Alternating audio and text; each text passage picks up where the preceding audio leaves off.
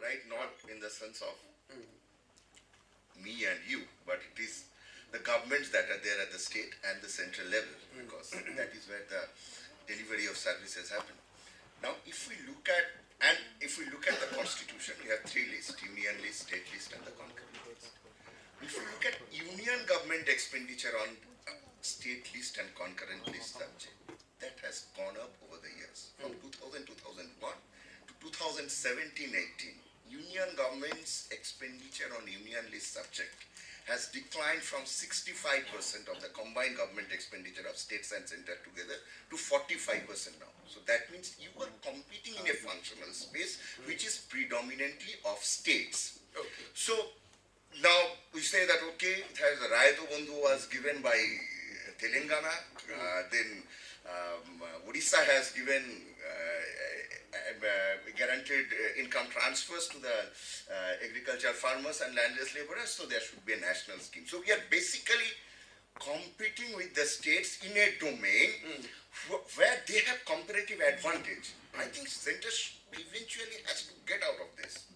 So this politics of, But some would say that the reason for that is that the states really don't have any control about what kind of revenues they get. Because now, if you have GST, the state has no control over it. They can go to some GST council. GST has only come to 1 year back. Yeah, but even before that, how much could a state actually State today spend as much as the central government spends. In fact, state spending as a percentage of GDP is higher than center, marginally higher than center. And most of the social service and economic services expenditure that actually affects everyday life is at the state level. So without talking about states and what they are going to do, talking about a central budget giving 75,000 crore, how it is going to have an income guarantees to the 1.3 crore, to the targeted or universal, I don't really know. So in that context, if we talk about agriculture, that we are talking about public finance. If we look at today, the state spends 77% of the total expenditure on agriculture, public investment. Now, public investment in agriculture in the last 5-6 years, from 11-12, if we look at as a percentage of GDP, has declined. So we don't have those value chain services. So farmers' produce doesn't come to the market. Now, so there is a structural issue. And this is public investment, including state and central. Including state and center. Now, if we say that I am going to correct it with my 22% spending in the total, it's not going to work. So in this budget, whether it is interim or a full budget, if we have a GST council, I'm not saying that we have a national policy on agriculture, because agriculture is different in different states. But why not come together and decide on a policy which actually addresses farmers' distress, rather than talking about I am making certain allocation which is going to solve your problem? It's not. I think the government at each level will have to get its expenditure priorities right. And it is not about politics. It is about comparative advantage of doing something better by a particular level of government vis-a-vis the other level of government. And I think structurally the problem lies there. And it cannot be solved by one budget announcement or without that. Okay. I just want to get Tuhin on that. Tuhin, one of the complaints, if I would, there's very little decision-making that takes place at the lower level. There's very little decision-making powers that state governments have. A lot of these decisions are made for them by the center. They're announced politically, and they have to be followed up by states.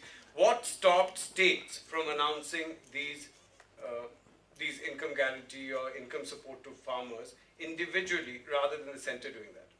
Nothing stops them. Telangana has done that. That's what I'm saying. So why did the center have to do that in an interim budget and face the criticism of committing expenditure for the next? So that's entirely the prerogative of the state government. Like you just mentioned the Jharkhand example. So if a state government, in addition to what the center is planning or what the center proposes, has something else in mind, they are within their rights to go ahead with that. All right. That's a perception. Like you want to make. So, Professor, I forget your name, made a valid point. Such points are well taken. But when it comes to a very shaky wish list that opposition sometimes comes up with, China creates 50,000 jobs and all I can say is I have been a huge fan of P.V. Narasimha Rao, and he had said something, when you promise big things, a lot of it, your credibility is enhanced based on your performance in that, what you're promising in the past. But when you've done nothing in the past, then that doesn't cut ice. You're not taken seriously.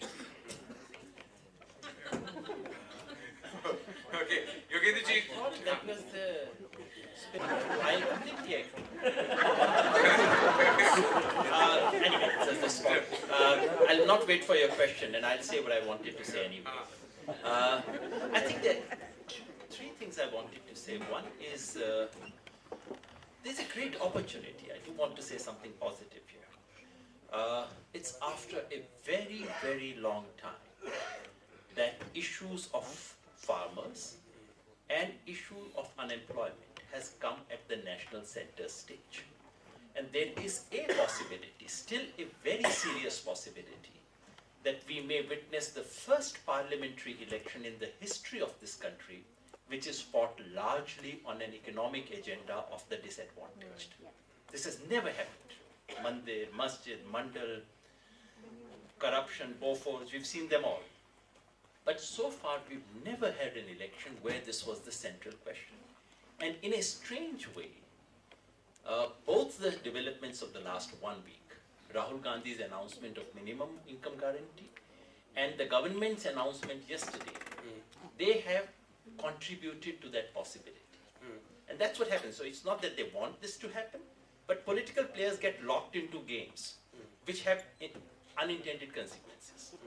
And this is a real great opportunity for the country to have a serious discussion. I wanted to share two dilemmas when we have a big discussion on this. And these are two serious dilemmas. You know, we can get into countering each other and criticism. The first dilemma is this. This is, and this actually takes on from what Professor Chakravarti said, that we have a strange federalism where all the responsibilities belong to state and all the resources more or less belong to the center. How do you solve this? You know, in some ways we have to find a mechanism through which center and state come together. And I'm not taking any position on GST or GST Council. But we need a mechanism of that kind for things like education, health, and agriculture. These are three things waiting for a mechanism of that kind, where states say, all right, I put this much of my resources, center says, okay, we put this much of resources, and let's think of a 10-year plan, 15-year plan. Let's commit this much of resources. Otherwise, there's just no way states are going to do what they are expected to do. And another thing that worries me on that is the business of liquor. All the states are so dependent on their revenue from liquor that they are promoting it like they are promoting milk consumption all over the country. I mean, this week we've had a big protest in, as we speak. Yesterday we had a huge protest in Karnataka. Last week, massive protest in Maharashtra.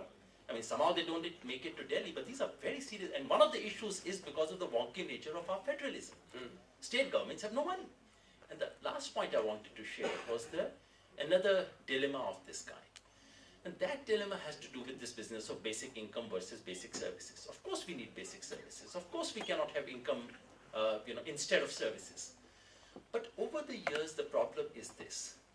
The capacity of the governmental institutions to deliver anything with some minimum sense of reliability has gone down so much that from the point of view of a citizen, they say, ये सरकार वाले office से तो पता नहीं होगा या नहीं होगा, ये पैसा आ रहा है that looks direct, ये तो ले लेते हैं, this is in my hand. So there is a bit of temptation. Looked at from a politician's point of view, this is something I'm going to deliver to my voter directly. उन्हें पता लगेगा मैंने दिया है, उसके हाथ में दिया है. So there's a perverse incentive being created in our system, which takes us away from what needs to be done. Infrastructure is what we need to build. But there is such a strong incentive being created. So it's not just that two parties have come to arrive at a weird policy. The reason why they are coming to that is a deep reason. And unless we address that, even if third or fourth policy party were to come, they would do exactly what these two are coming towards. This is my fear, this is my dilemma, and I thought in a debate discussion like this, we should pay more attention to these issues as well. In fact, I think the entire push towards this basic income conversation has very much come from a deep frustration with the state's failure to deliver basic public services. The dilemma is that the minute you put the attention on this, in fact, you're furthering that. Because think about it, right? As Professor Ghosh just reminded us, the huge vacancies at the local level, the completely broken state structure at the local level. It means that when there is a political focus on one thing, the entire administration gets together to make sure that one thing gets delivered at further at the cost of all other things. We saw it. In fact, we saw it with Narega. We've seen it a lot with over the last 5 years with Swachh Bharat and Pradhan Mantri Awas Yojana and all the schemes. The entire administration literally lurches for 3 months to get to meet one target, then hits the next, and it's all coming from central direction, which goes back to the dilemma of federalism, which you pointed to, which is really the core of the issue. And here I think there was some interesting movements that we saw early on in 2014-2015. The narrative of cooperative federalism, competitive federalism, the move to leverage the 14th Finance Commission attempt at enhancing devolution to states, the attempt by the Niti Aayog to set up a subcommittee of chief ministers to relook at centrally sponsored schemes to see how there could be a genuine sharing. And in fact, the dilemma has got even more complex because not only has the center continued to centralize despite this rhetoric, states at some level have also been asking for the old system back. I mean, to me, that's been particularly, as someone who tracks these centrally sponsored schemes, I remember pre the 14th Finance Commission, how much states would complain about centrally sponsored schemes being these one-size-fits-all programs that would come and be imposed on state bureaucrats that would then have very little flexibility to do things. And we saw firsthand how that in fact affected the states to actually be effectively responsible to needs and priorities. The minute you started seeing cuts in centrally sponsored schemes, rather than changing the narrative, using their own budgets to enhance budgets, which they had the flexibility to do, in fact, the ask was, can we have those centrally sponsored schemes back? And that dilemma has to do with exactly about how the federal system is organized, how the administrative structure is organized, and how much both the center and the state have collaborated and come together to create the perfect storm of ensuring that local governments are completely disempowered. And ultimately, real accountability for public services will only come when you have strong local governments. And that's the dilemma in which we are operating. All right, Professor Ghosh, and then I will come No, to I think there is a lot of regional diversity in this. Yeah, and what you're describing is very true across most of North and Central India, and certainly the states in the South, certainly some other states, it's not quite the same. It's not that, citizens do not expect public services to be functional. You go to a primary health clinic in Tamil Nadu in a rural area at 5:30, you will still expect to find doctors and nurses and so on and so forth. Not a decentralized system. It's very centralized at the state level, but nonetheless it functions. In Kerala, it functions for the opposite reason, for decentralized reasons. But I'm saying there is a lot of variation in this. It's not exactly the same, that it can't. But I think one critical element is there with that, which is the issue of the resources. And, and how you actually manage. I mean, Pinaki pointed that out. That you got this system where the states are responsible, and Yogendra also. The money is effectively being raised by the center. And now with the GST, even all of that is completely centralized. And you get a particular share and you have to do everything within that share. Now, there was an interstate council, which was supposedly organized. I mean, then it became a part of the planning commission thing. But in fact, it was there in our system, an interstate council. Why can't we beef that up? Why can't we strengthen it, and so on and so forth? Why can't we actually make it, something which functions and actually brings many of these issues together, which you would get. Why can't we milk it? That's Yes. In fact, there's a shortage of both in the country at the moment. Yeah, for the same reason. Anyway, no, but I think all of this also depends on the nature of the central government. And which is why I'm all for coalitions, because they force a degree of decentralization that actually forces central governments to behave a bit more. Just the final point on resources, or you don't want to discuss it? You mentioned where's the money going to come from for all of these things? Because can we come back to that? We have time. I think we should ask whether we have time.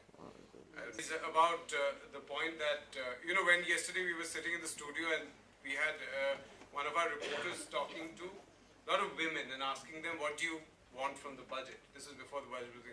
And almost everyone said that this government has completely failed on inflation. Now, when I was sitting there, I was completely awestruck that, this is something where if there is one thing this government has done is that food prices have gone down, probably for the wrong reasons. The But government hasn't done it. Global petrol prices I have know, done whatever. I'm just saying that food prices have gone down, but people think that it's not happened. So, as we mentioned, when time kharab chalta, even for the right things, we don't get. My point. Just comment on that for 1 minute. No, I just want to ask him one thing. That On do this- you think on this when the government, a lot of people say that when the Modi government came to power, one of its key things was that you must try to curb inflation. That has to be the focus. Cut inflation. Food prices should not go up because generally people vote against you if inflation goes out of hand. Yeah, that was. Do you think that that was a little misguided because that ended up, impoverishing farmers? Well, a very low rate of inflation can be counterproductive. So there is deflation right no, now so in then farm a prices. 4.6%, what we have maintained is a fairly But you reasonable look at price. food prices. I don't think that is the... Food prices are minus 2.5% in December. The That consumer could price have, index for food is minus 2.8. There's deflation in food. can pinpoint this one particular issue, but it's just that, many of the measures which we have taken have not yielded the right results in the farm sector for various reasons. I don't want to get into the baggage issue because you would have a problem with that. I think inflation is, we have taken care to, barring food price inflation, yes, it is in the negative. I don't think that is a single factor responsible for. But it is farmers' because core inflation is up, non-food price inflation is 5.6%, food prices is minus 2.5%. So that's the only thing that is down. Other than, in India, petrol prices aren't down, so that's not affected you. But the point is that the single focus on trying to curtail food prices has effectively made this government not increase MSP for almost 3 years. Farm wages were suppressed for a long time. Procurement was down, and it is understandable because before that food prices were going up at a double-digit rate and it ended up at about, I think, 9% when this government came to power. But do you think, in hindsight, that is a problem that this government is now being forced to? That could be a fraction of the problem, but like I said, we've taken other steps, capital investments, because see, the strange part is that rural consumption has not gone down. Rather, it has gone up.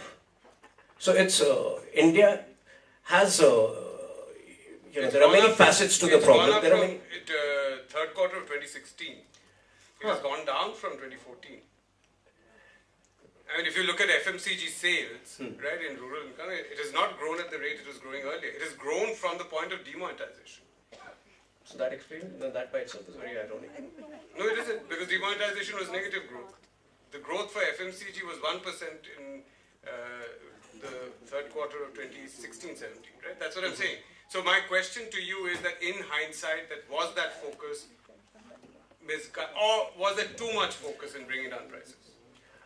That is one of the, that could be, attribute to a fraction of the reason. But like I said, there are many other things which have been initiated to take care of the problem, which is capital investments, irrigation schemes, but I don't think that has really been, that has really had an impact the way you see it.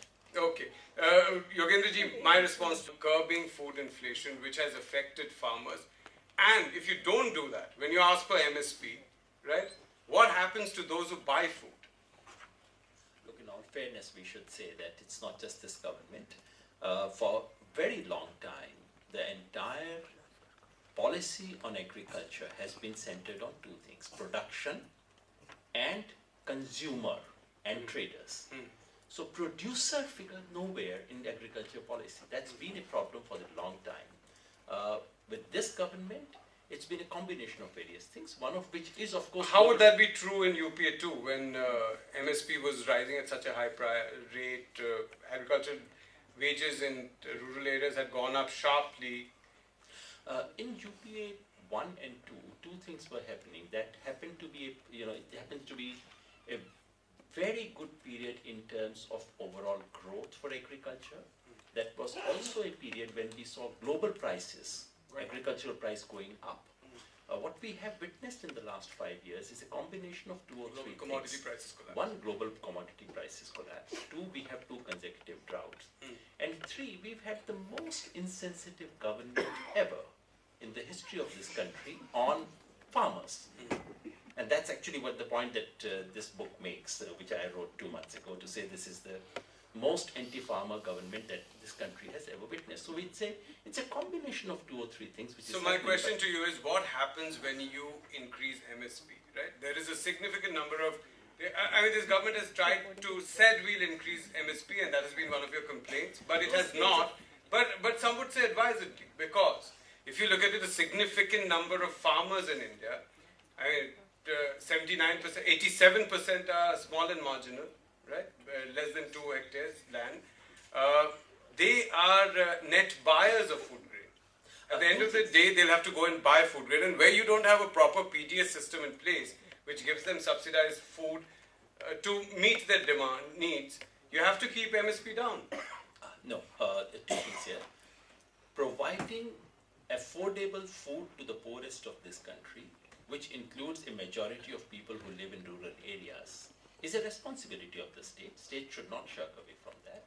The trouble is that over the last 50, 60 years, the state has passed on this responsibility to the farmer.